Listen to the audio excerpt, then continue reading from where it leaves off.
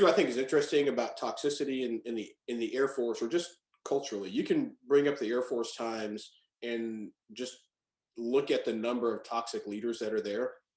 How'd they get there? Completely different discussion. But what's interesting is the Air Force has yet to truly define what toxicity is. If we all took the time over the next hour, we could all come up with about 100 different things that we all personally believe lead to a toxic environment. Instilling fear, yelling at employees. As a leader, as a developing leader, one of the things that I ask you to remember is that there are multiple definitions of toxicity.